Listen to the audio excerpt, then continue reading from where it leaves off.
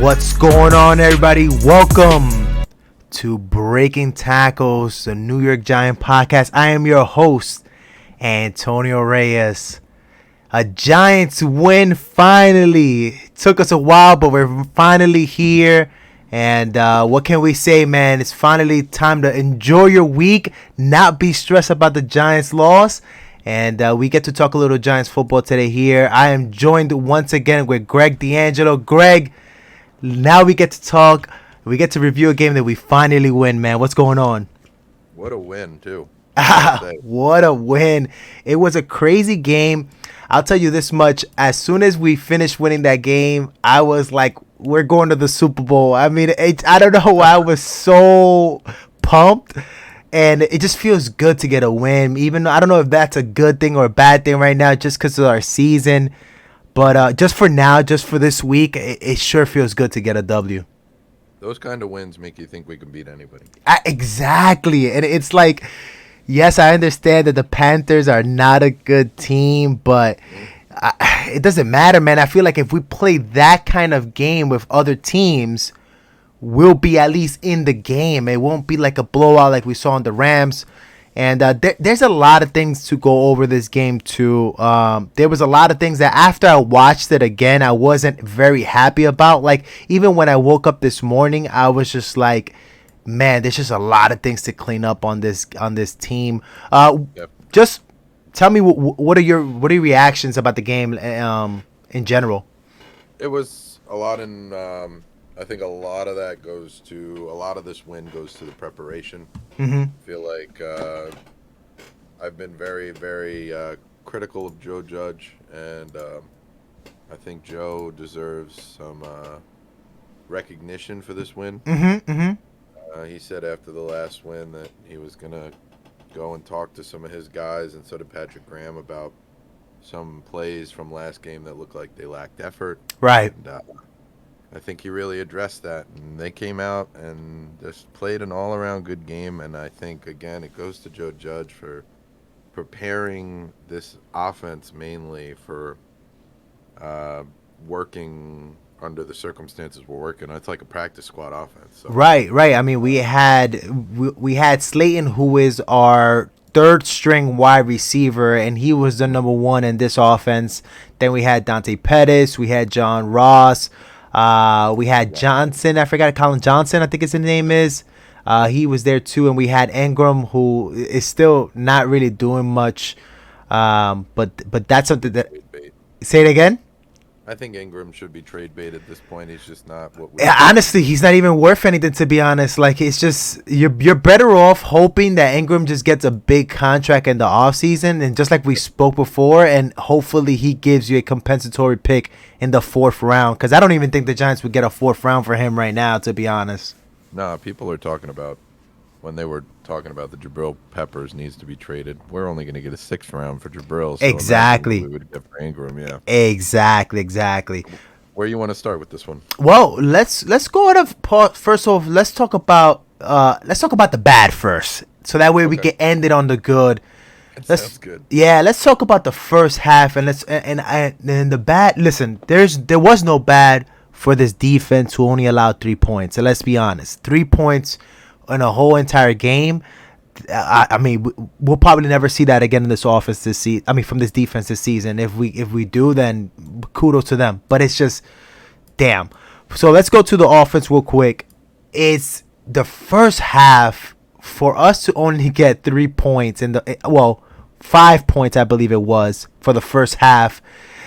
That had me feeling like, man, this game we already lost the game pretty much. That's how I thought of it. Because, again, we've seen that MO before, where it's the defense holds the opposing offense to less than a touchdown for the first quarter.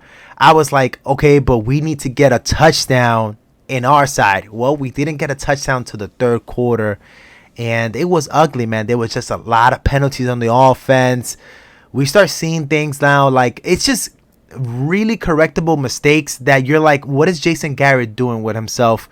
We get penalized for RPO penalties all the time, which is like illegible offensive linemen down the field. Like, why are we still dealing with that kind of stuff this late in the season. Like, my thing is with that is, come on, like if Jones is not gonna get the run it down, he's not gonna give the ball, and there's no passing lane there. Yo, Jones, you can't even throw the ball out of bounds, bro. That's a penalty. You got to know that already by now. We got to go ahead and just got to take a scramble, a sack, something. Just run it right up the middle and get something out of that. Like, I just don't understand what's up with this team and how they're so bad on offense. And why did it take him so long to get started? What do you think about that? Jason Garrett. That's my answer. Pretty much. Exactly, man. Like, it's just crazy how, I mean, I keep seeing the same thing over and over. It was tight end flats, and then a lot of sticks, a lot of curls, a lot of slants. Oh my God, it's just crazy and old school football. But I don't get how it goes from that to the second half. They just hitting a light switch and everything working. Like, I just don't understand. And why does it take a whole half for us to get things working? That's just one of the questions for this team. Yeah. Doesn't make any sense to me either. Doesn't even make any sense because it doesn't even look like the same play calling on the second half. Yeah. What really frustrated me was that goal line. Yeah, it's the same thing we keep talking about where they want. So first play of the drive, I actually wrote it somewhere around here where in that drive, let me tell you something that I did like. They kept doing play action rollouts with Daniel Jones. Yep. And they kept hitting the tight end for at least minimum of 7 yards. They went with Ingram once, Rudolph twice, and I think one of the times actually was where Rudolph didn't get into the end zone. He stepped out of bounds just as he hit the pylon. And then that was the first down play where we got first and goal. Then we were at the 1. And then what does Jason Garrett do? He goes and does goal line formation, 23 personnel. We run it, get stuffed. The same play twice in a row, by the way. If you don't remember, it was literally the same play. Caden Smith in motion, everything. He just ran the same exact play. Man, that got me so mad because it's just like, come on now. If the fans see it, this is not that kind of team where you could just line up and say, hey, I'm coming right at you, and there's nothing you could do about it. And mind you, like, I get it that you guys are trying to do this, but again, you're playing with third string linemen too. Like, your first string center is hurt for the year. Your first string guard is hurt for the year. You're playing with a backup center, backup guard, backup left tackle, and you got another right tackle, or you got a left tackle who you don't even want on the field, and the right tackle is a backup. Like, come on now. I just don't understand. I don't understand why you guys try to do that. And he didn't change personnel at all through the whole 4 downs. We didn't change anybody. We went all 23. You're right. And then the play action, he tries just Evan Ingram. That's the only person out on a route. On a route. Covered. Like, it looked he wanted to give Jones another concussion right there, man, because that was ugly. I was scared. I was scared, man, I tell you. Yeah, man. And then, you know, there's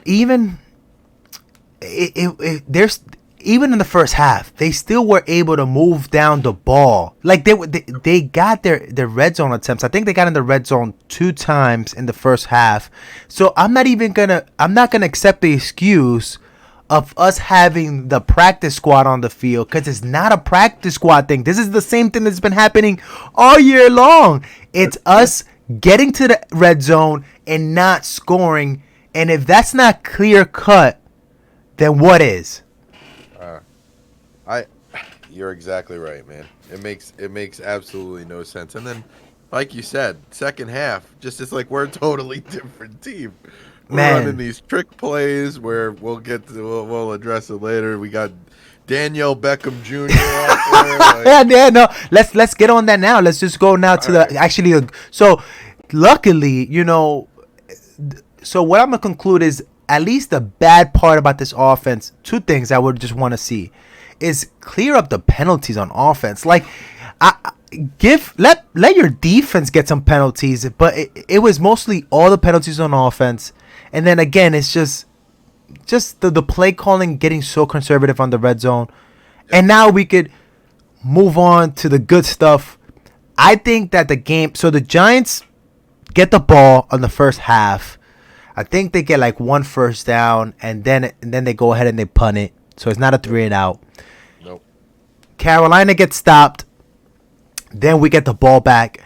And I think everything changed. And this is where I think the whole momentum of the game changed. And this is where I say, and I'm going to post this, guys, on the Facebook group. I'll post this on Twitter. Yeah. It was 3rd and 13. Daniel Jones did a backyard play. And this is where I was like, this is what I need to see from this guy all the time. It was a Mahomes-like play where he rolls out to his right. The pocket was well protected, but it was getting under pressure. He rolls out to the right. Booker was defended by somebody. I think it was number 5. Yep. Number 5 gets off of Booker and goes to Daniel Jones. Daniel Jones just throws a little lob to Booker, gets 13 yards for the first down, and the game changed right then and there. That whole drive was amazing. It was so clean. Yeah, man, and then it goes. Then they run an option in that same drive. They run an option which I haven't seen them do in a while or at all. And then they ran a QB keeper dive right up the middle, and eventually they hit Pettis in the same rollout play, but this time instead of being a tight end, it was Pettis. I think that was there. Where is all these on top of that, that was the same drive where you get Daniel Beckham Jr. Yep. a pass from Pettis to Jones where he one-hands it, gets cracked because he got cracked too, and he kept the ball. It was not even an easy catch. It was amazing to see. You know what I love about Daniel Jones is he gets up from that dead. Like stone cold, get back to the huddle.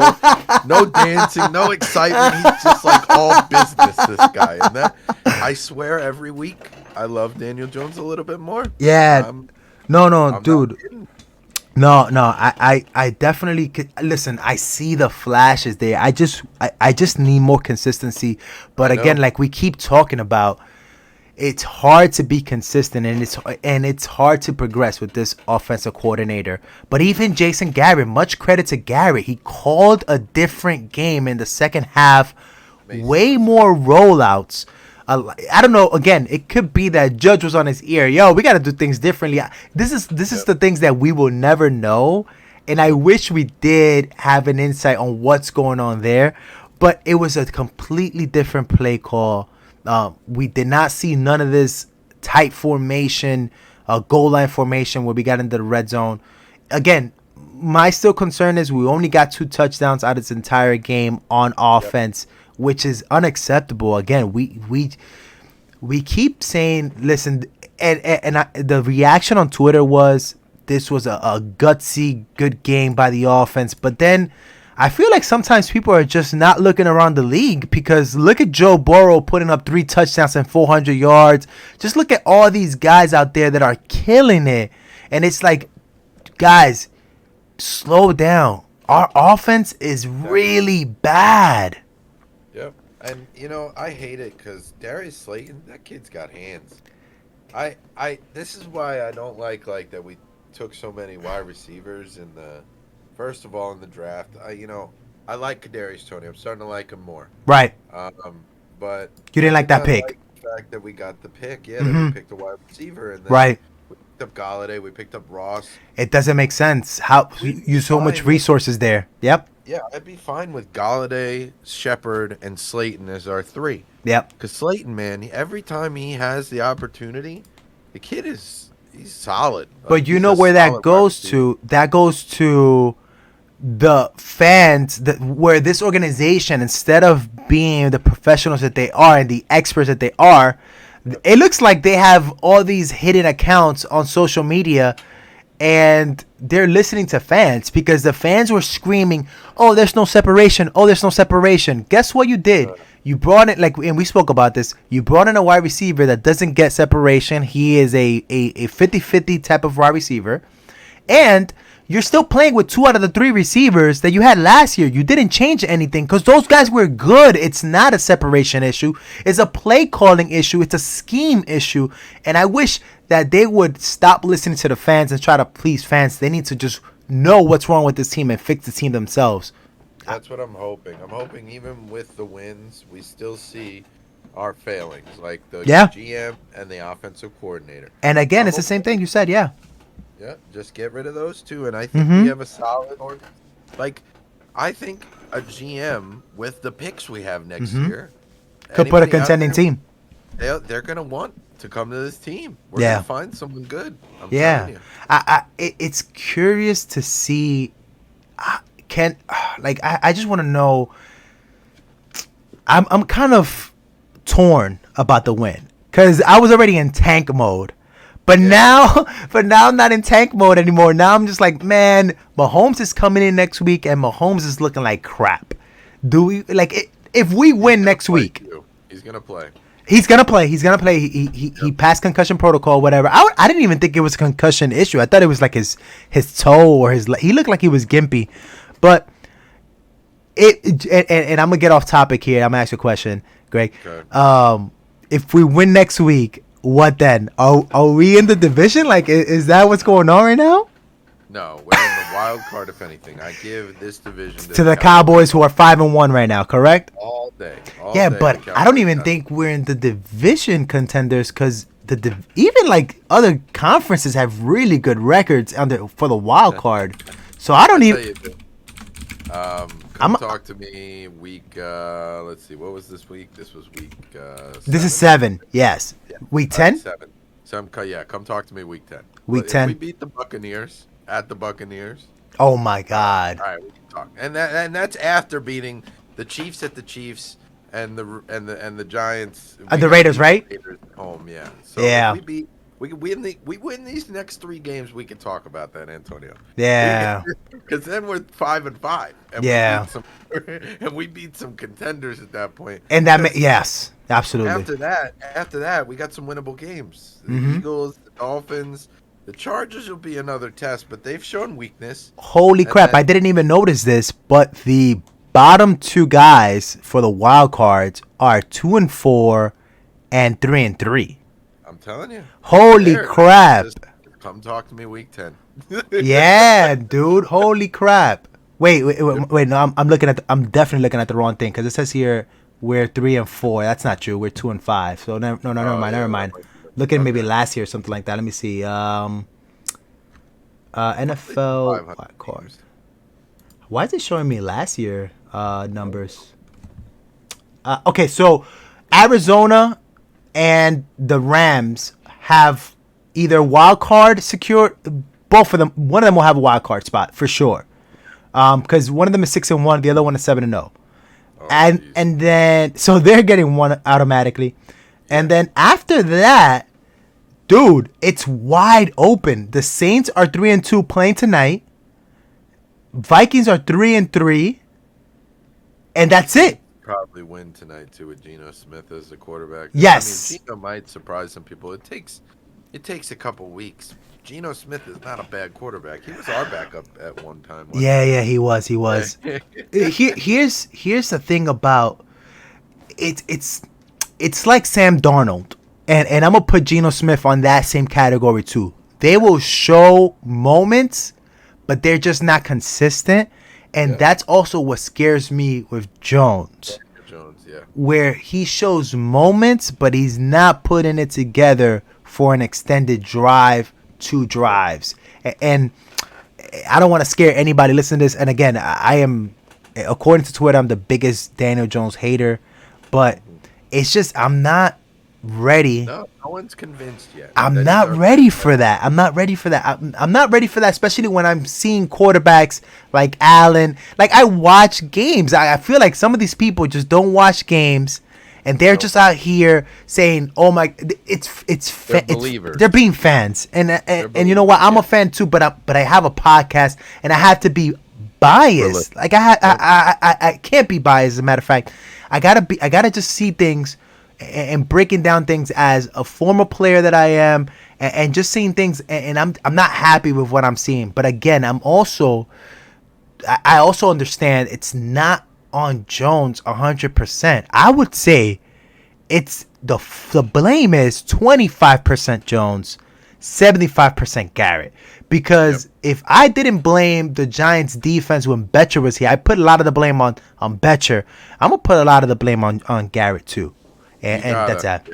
You got to give Daniel Jones the opportunity to show us if he's that franchise guy, and he hasn't had that opportunity at all. And again, and we spoke about this last week too, and I don't want to go repetitive on it, but it's just I'm scared that they're going to use a first-year coordinator excuse next year. But it's true also. You can't expect a guy to play as good his first year as opposed to a second year in the coordinator. So we're this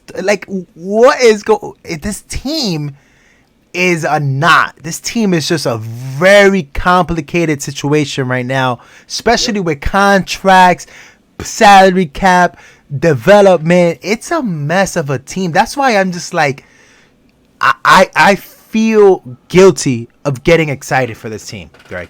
Yeah, no, you should. I mean, like I said, that's why I'm keeping myself tepid right now. That's why I'm saying after week 11, it's week 11 actually, because we have our bye week 10. So yeah. Come talk to me week 11. I mean, we are Tom Brady's kryptonite. He comes against the Giants. He feels a little something. Didn't we play them last year? We played them I thought we played really good. No, I know we lost, but I thought we played really good. We did. We were in that game. Yeah. Let's get back to this game. Let's go. Absolutely. Let's talk about the defense. What can we say about the defense? But and the guy that pops in my head is Azeez Ojulari. This guy's having a quiet, good year. We're not talking about he's going to be rookie defensive player of the year or anything like that. At least not yet. He might he could be in contention. But listen, this guy had tackles for a loss, had sacks in this game. Like, it was his best game of the season, and exactly what we needed from the outside linebackers, which was some production. We ended up getting that from Azeez. And it ended up being a really good game for the Giants. I think they had 5 or 6 sacks this game. So it was a big, productive game for them. It made me feel really good because I had to remind myself, Azeez Ojulari's a rookie. Yep.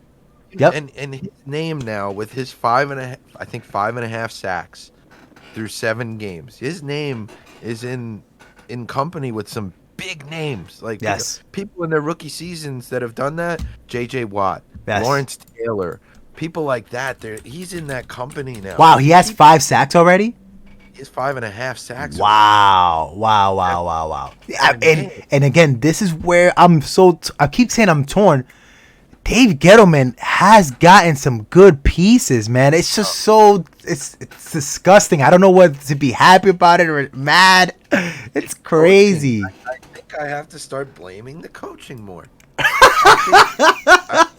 Man, I tell you, because not only is this isn't a 2-5 team. You're right, man. The whole defensive unit came together yesterday. Leonard Williams had 1.5 sacks. He had 5 pressures. Yes. He won 18% of his matchups. Dude, I was watching the tape right now, and I was just watching him every time just shred out of his block. Like he was unblockable.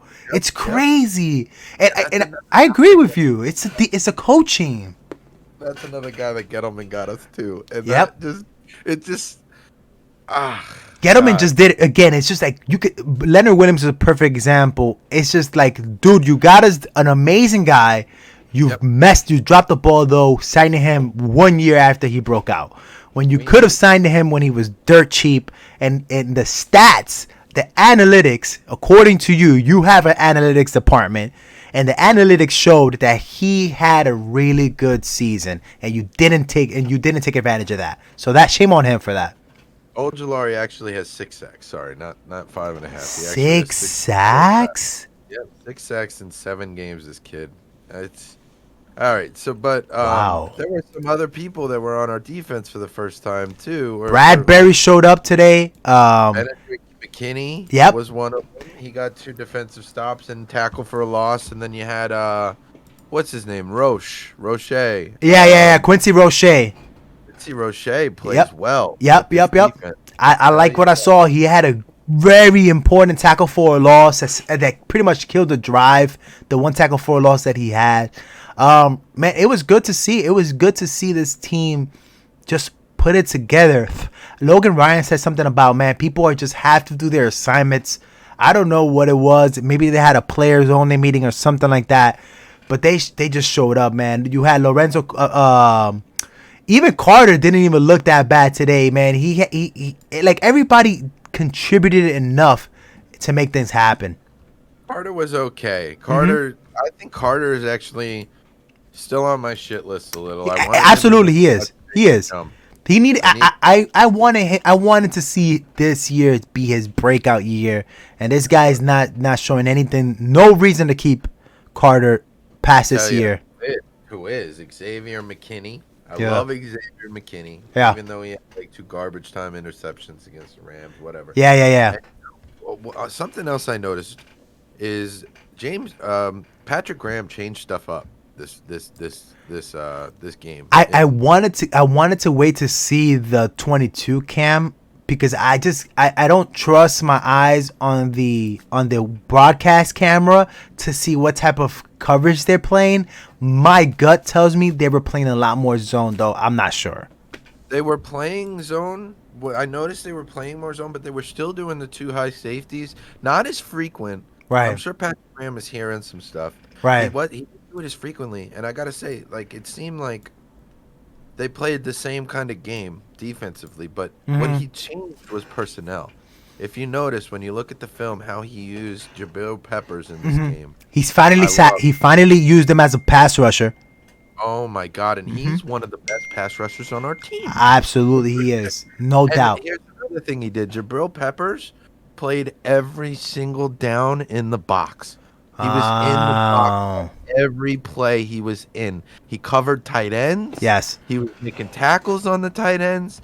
That's where Jabril Peppers needs to be. And it's funny you mentioned that. Now that you mentioned that, I saw them that they were heavy on the nickel formation. So they had it wasn't like a traditional 3-4 where you have the 2 ends. I mean the 3 defensive the interior linemen, outside linebackers. They were lined up as like 4-3, but instead of a 4-3, it was 4 down linemen. So Aziz had his hand on the ground. Carter on the other side had his hand on the ground. They had Benedict McKinney. They had him at linebacker. They had what's the other guy's name? Crowder at linebacker, and then they had, like you mentioned, you're right. They had Peppers as the nickel / other linebacker there, and yeah, dude, that's it.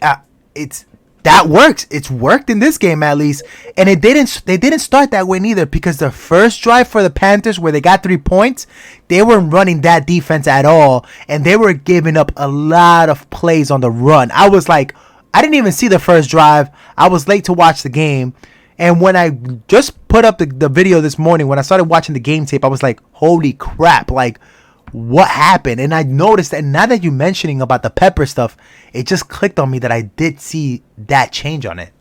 Yep, he played in that box, and that's where we need to play him. I mean, we might even keep this guy after this season. I know he's unhappy, and he said he just wants to win. Well, look at that, Jabril. We won. Yeah, I don't think that he's. I think it's more of the media where he's disgruntled with media more than anything else. I hope so. And I think that he's seeing all the rumors. People want him gone and stuff like that. So he's pissed off at that. And hopefully that helps him play better. Yeah, I want to keep this kid. I love Jabril Pepper. He's one of my favorite. I thought the trade, what we got from him, or what we got him for in the Odell Beckham trade, I thought was great. I thought it was a great deal. I mean, look at Odell Beckham. He's inexistent now. He's like a second string, not really doing much day in, day out receiver. And right, Jabril can have games like he did yesterday. It further makes me think we got a great deal out of that trade. Right. Listen, if we could get, look at this line, and it's not even. I don't even know. I can't even see the passes deflected, but he had 4 tackles, so 3 of them solo tackles, which is great. 1 sack, 1 tackle for a loss. I mean, that's without even looking at the pass coverage. That's better than any linebacker that we probably had playing this game. He had more tackles. He had more tackles than McKinney, and he had more tackles than Crowder. I'll help you with the coverage side since you didn't have that up. Yeah. Passer rating allowed 68. He only allowed 1 reception for 12 yards. Amazing. That's it, the whole game. And granted, we know that Darnold isn't freaking. He isn't. It's Darnold look like crap. I mean, like that offense is out of sync. Yeah, their offensive line when it comes to pass protection, and I mentioned this on my podcast when I was reviewing when I was getting ready to talk about the preview. I said, yo, they're the opposite of us. Their pass block is terrible as opposed to our run block is terrible. They're really good at run block. They're really bad at pass block. I loved watching that all game. Azeez Ojulari was blowing. I don't know who their left tackle is. Who is? Let me see if I have it right here. Give me 1 second. But yeah, keep going. Just watching Azeez Ojulari blow by this guy every down, man. It was really bad. Derek Brown, I think, is Tommy Treble. Tommy Treble was playing left tackle for them last game. Really? That's their. I don't even know.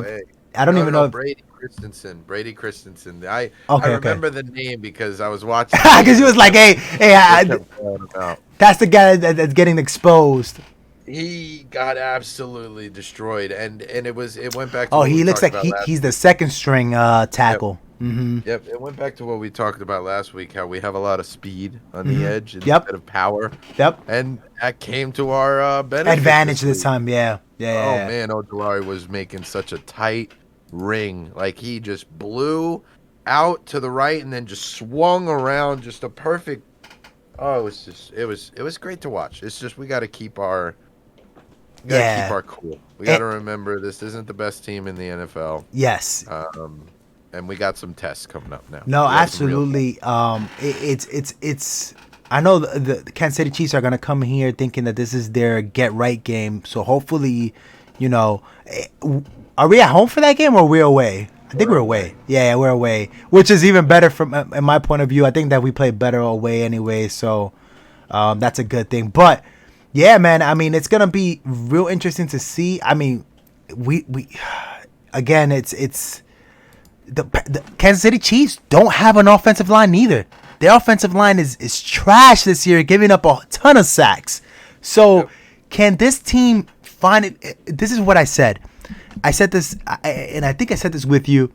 This team needed to fix their stuff coaching-wise so that these guys, momentum-wise, positive, the right mindset, can start making plays on defense. Because you first have to put him in the right place. And then once you put a player in the right position and they start doing things, then their athletic skills carry it afterwards.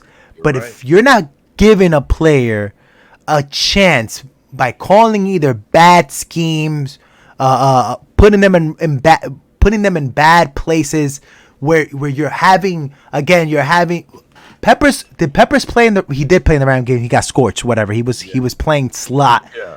He was playing like slot corner or something for some reason against Cooper Kupp. You can't you got to put guys in the right places too, and you're going to get great things happening. Yep, you're right, and I think that's such a good point. We got to keep the season. Oh God, am I really gonna say this? Go for it. The season is not over yet. It's not. It's not, man. Listen, the Cowboys. If you look at also the Cowboys, I'm not saying that we got a chance at the division because I don't think so, but the Cowboys have played a really easy schedule so far, like including us. They've played an easy schedule, and they do have. I don't know how the Cowboys do this every year, but they have a really easy schedule in general. Yeah, we always have the hard schedule. I don't understand that. I'm like, yo, we're in the same division. How you guys have such a good schedule? But the Cowboys will get some games here and there that are gonna be a little bit challenging for them. So I want to see if listen, at the end of the day, it won't matter if we can't beat the Chiefs, and it's back to tank mode, to be honest.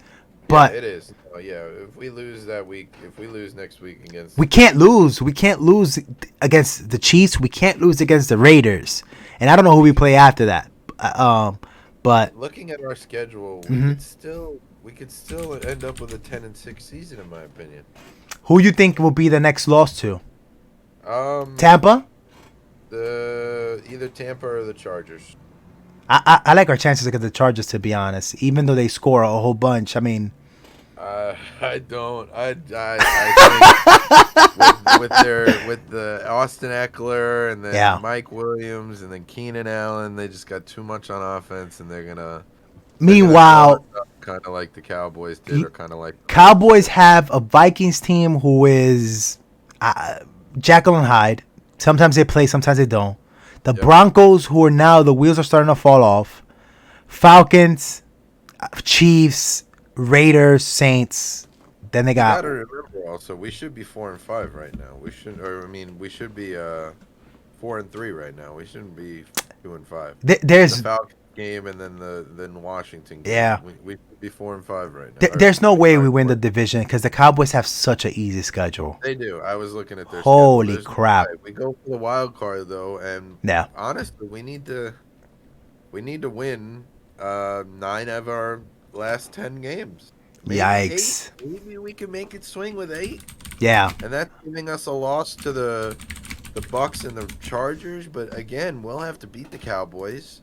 Yeah, and we'll have to beat the Raiders and the Chiefs. And those are the 3 hardest ones, I think. Eagles are trash. Yeah, yo, dude, you're so right. I mean, we go ahead and we beat Chiefs, Raiders, and even if we lose to the Bucks, then we go ahead and we play Eagles, Dolphins, and again, we just need to beat the Cowboys, and the Cowboys is the only game that.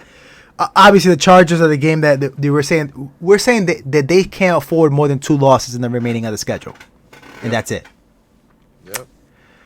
Yeah. Exactly right. We didn't make this easy, but you know what? I mean, it'll be fun to see if the Giants can do something about this. It's crazy, man. I'm gonna be really excited to see what we could do Monday night against the Chiefs, to see what type of team shows up over there. I hope that we prepare for that. Just take it a game at a time. And we'll be here in a couple days talking about that Chiefs game. So absolutely. I hope everybody comes back and listens to that. I think we've covered almost everything we need to. Yeah, man. So back to this one, guys. The Giants win. In a blowout fashion. The game was a lot closer, to my opinion, than what the score says. 28-3, I think, was the end of this game. 25-3, but the game felt close in an end. But is this game going to be the one that's going to give the Giants a momentum? Is this game the one that's going to get us the ball rolling and just give us some type of hope? We'll wait and see. And that's pretty much it for today's episode, guys. For Greg, I'm Antonio. Thank you for listening, guys. Have a great one.